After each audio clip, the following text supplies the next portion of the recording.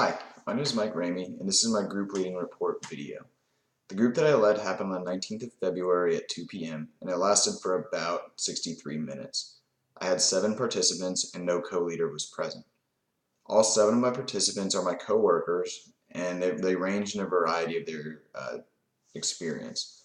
One was a supervisor, like high-level supervisor. 2 were mid-level supervisors, which is about what I am, and 4 of them are junior members of the squadron. And in those junior members, it's a wide variety of time and service, being from brand new to being in for a while. The setting of it happened in the conference room at my work, and is a bit more formal of a setting than typically like to have for a discussion group, but it's one that we were all familiar with and we all knew where it was, and so it really worked out. It was very convenient. All these parameters were in line with my group leading proposal. What we would look to address that day was communication flow up and down the chain of command and within our respective offices, and how we can improve that moving forward.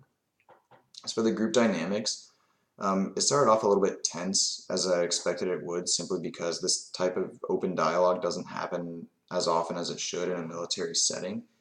And so because of that, I knew I needed to kind of ease it up a little bit and set the tone early on. I did that with a 5-minute introduction, during which I tried to use a reassuring tone of voice that confidentiality would be maintained the best I could, as well as that it was an informal learning environment that we could all benefit from. And so using the tone of voice and trying to make eye contact with each member as I was going through my introduction to read their nonverbal cues and make sure they're being receptive, I think that went a long ways to creating the environment that I was looking for. As by the time we got to the second topic, people were definitely sharing openly, and we were getting a lot of good inputs and feedback, and it was great. So as for the content, the guys definitely got a lot from it, especially the younger guys, since they don't often get the opportunity to share and interact with their leadership in that way. And they actually used the youngest guy there. He did need to be drawn out a bit during it, whereas everyone else was very open and talking as often as they wanted to. He, on the other hand, is quiet by nature, and I was surprised that he was at the meeting in the first place. And so I thought it was great that he was. But as we were going through the first topic of communication flow up the chain of command and subtopics, I was trying to look in his direction to make sure he would share, as I wasn't sure if he would. The style of that round was an open phrase round, and as short or just as succinct as they wanted to be. And so he ended up being the second to last to share, and he wasn't the last, so I think it definitely had an impact. So I wasn't expecting him to share at all during that round. As for the warm-up, it ended up being about 15 minutes for the warm-up, which is on the long side as far as what you're looking to do for especially since we all knew each other. But I was definitely really hoping to set the informal tone during that icebreaker. The second topic that we covered was the communication flow down the chain of command, and for that I used a designated phrase or word or phrase round, in which I asked them to describe how they feel communication flow is down the chain of command using the words great, okay, or poor. And from there we dove into the subtopics, and as we went around the room to each individual. I ended up not needing to use the question I had planned to draw members out that I outlined in my proposal, simply because people were open to sharing, and it ended up being an issue more so people oversharing rather than undersharing. So other than the quiet guy Sam, I really didn't have to draw anyone out when it was their turn to share. For self-assessment, overall I would give myself a 6 out of 10.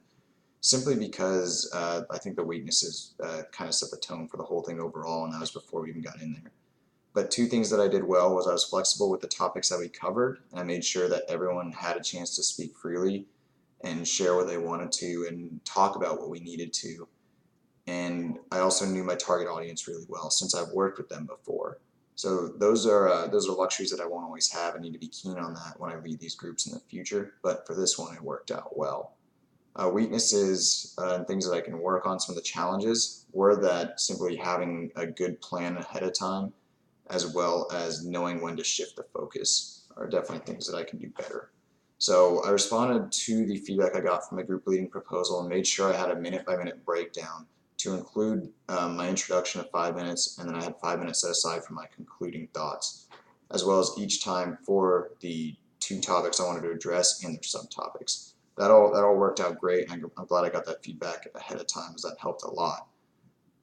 But that being said, the pacing still got a little messed up, as I didn't shift the focus from the person and that subtopic they were going on a tangent about soon enough, because that turned into a gripe session, and that was one of my kind of fears with this group meeting. And I needed to shift the focus back to the main topic sooner than I did, as we got sidetracked and we lost a few minutes and needed to refocus. So ultimately, my closing summary was also something I needed to have a better plan for. I accounted for 5 minutes for that, and that ended up not being enough time. And that was one of the reasons why we went 3 minutes over, was because it lasted about 8 minutes. It's recommended you take 10 to 20, and I think I'll definitely leave that in the future. I just didn't think we would cover that much or need that much to be summarized and tied together at the end of it. But I think they left with what they needed to, which was the important thing, and that was why I didn't hesitate to go over time at that point. So in conclusion, some of the key things that I need to take away for next time are what I've already talked about. Having a really good plan, and not just the minute-by-minute breakdown of each topic, but getting all of your important questions out of the way in the beginning, and your sub and less significant talking points at the end, or discussion points at the end. So that way, if you don't get to them because people either share longer than you expect or more deeply than you expect, or you don't do a good job cutting them off or shifting the focus, then you have the ability to fix that later. And then also just making sure that you have a good plan for each segment to include the introduction and conclusion. So overall, I thought it was a good session because we covered all the topics that we needed to. I got some good ideas for communication improvement, as well as I think each individual got that. I think overall it was a good session, but it wasn't the prettiest. I think there's a lot of ways to move forward and improve upon that. Fortunately, I have a lot of opportunity, and I thought it was a great assignment. Thank you for your time.